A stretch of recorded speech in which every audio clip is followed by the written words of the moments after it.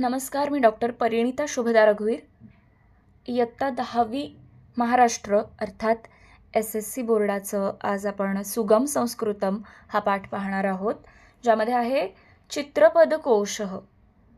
कोशः म्हणजेच काय? कोश म्हणजे संग्रह. तर आपण अनेक शब्द पाहतो, जसं की वित्तकोश. वित्त म्हणजे पैसा. तर पैशाचा संग्रह जिथे केला जातो, पैसे जिथे साठवले जातात, बँक असू शकते, खजिना असू शकतो, तिजोरी असू शकते, किंवा शब्दकोश. शब्दकोश म्हणजे काय? ज्याच्यामध्ये शब्दांचा संग्रह आहे, अर्थात डिक्शनरी. त्याचप्रमाणे इथे आहे चित्रपदकोशः. तर इथे काय दिलेलं आहे? चित्रपदकोश म्हणजे नवीन शब्द, नवीन काही वस्तू ज्यांचं संस्कृतमध्ये काही नामकरण केलेलं आहे, संस्कृतमध्ये त्यांना काय नावं आहेत हे आपल्याला दिलेलं आहे. ती नावं इथे आपल्याला दिलेली आहेत. सगळ्यात आधी उपयुक्त वस्तूंनी म्हणजे उपयोगाच्या वस्तू काय आहे? पिहितपत्रम. पिहितपत्रम म्हणजे बंद पाकिटातलं पत्र. योजिनी स्टॅपलर. संदंशः क्लिप किंवा पेपर क्लिप. त्यानंतर संचिका म्हणजे फाईल. आता या सगळ्या शब्दांचे आपल्याला मराठीत अर्थ लिहायचे नाही आहेत आणि यांना मराठीत काही विशेष शब्द आहेत असंही नाही. आता फाईलला आपण जनरली फाईलच म्हणतो. तर संस्कृतमध्ये काय शब्द आहेत ते फक्त व्यवस्थित लक्षात ठेवायचे आपल्याला. त्यानंतरचा शब्द आहे मृदुमुद्रा. म्हणजेच काय? शिक्का किंवा स्टॅम्प ज्याला आपण म्हणतो. मूल्यांकः टपाल तिकीट. रंध्रिका punching machine. त्यानंतर आहे सांद्रमुद्रिका. म्हणजेच काय दिसते आपल्याला? CD. संश्लेष पट्टिका अर्थात चिकटपट्टी. विद्युतकोशः म्हणजेच सेल किंवा विद्युत घट आपण म्हणतो. स्मृतिशलाका पेनड्राईव्ह. स्मृतिशलाका असं का म्हटलं गेलं आहे? कारण पेनड्राईव्हमध्ये आपण काय साठवतो? तर मेमरी साठवतो. मेमरी म्हणजे स्मृती आणि शलाकाचा अर्थ आहे स्टिक, काठी. तर ही एखादी स्टिकच आहे पेनड्राईव्ह म्हणजे एक प्रकारची. त्यामुळे याला म्हणतात स्मृतिशलाका. त्यानंतर तंत्रीही वायर. त्यानंतर पुढे बघूयात आपण पुढचे काही शब्द. दृश्यफलकम. दृश्यफलकम म्हणजे मॉनिटर.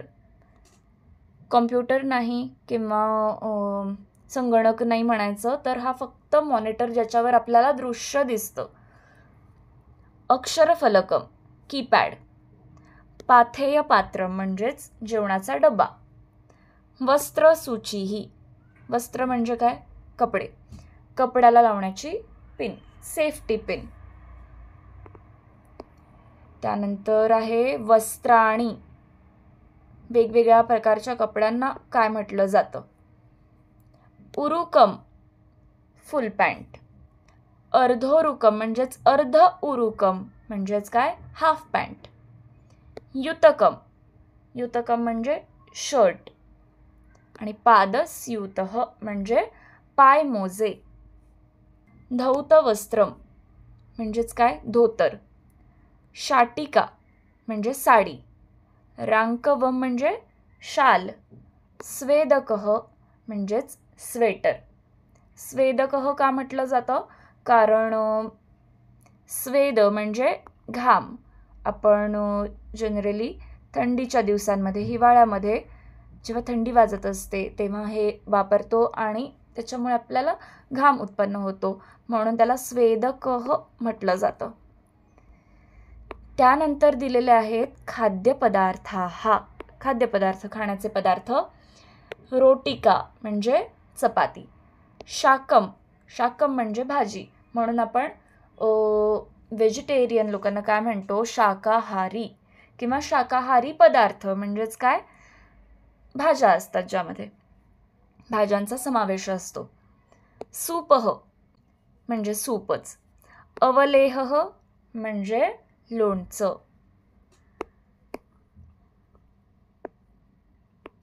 पर्पटम पापड. ओदनम म्हणजे भात. तांदूळ नाही, भात.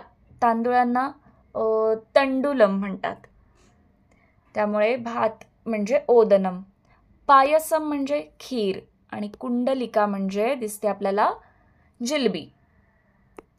त्यानंतर पुढचे शब्द आहेत रुचयः. रुचयः म्हणजे काय? रुची या शब्दाचं बहुवचन आहे रुचयः, म्हणजे चव. तर काय दिलं आपल्याला? काही पदार्थ दिलेले आहेत, जसं की इथे काय दिसते? तिंतिडी म्हणजे चिंच आणि त्याची चव काय आहे? तर आमला म्हणजे आंबट. त्यानंतर दिलंय मरीचिका, मिरची. आता इथे थोडी प्रिंटिंग मिस्टेक आहे. खरं तर मिरची असते तिखट म्हणजे तिक्तम, आणि कारवेल्लम म्हणजे कारलं कसं असतं? तर कडू म्हणजेच कटुहू. आपण म्हणतो सत्य कटू असतं म्हणजे कडू असतं. तर हे बऱ्याचशा पुस्तकांमध्ये प्रिंटिंग मिस्टेक झालेली आहे, तर ते तुम्ही लक्षात ठेवा की मरीचिका मिरचीची चव असते तिक्तम आणि कारवेल्लमची चव असते कटुहू. त्यानंतर आमलकम. आमलकम म्हणजे आवळा आणि त्याची चव कशी असते? कषायम अर्थात तुरट. त्यानंतर आहे शर्करा म्हणजे साखर. साखर कशी असते? मधुरा म्हणजेच गोड.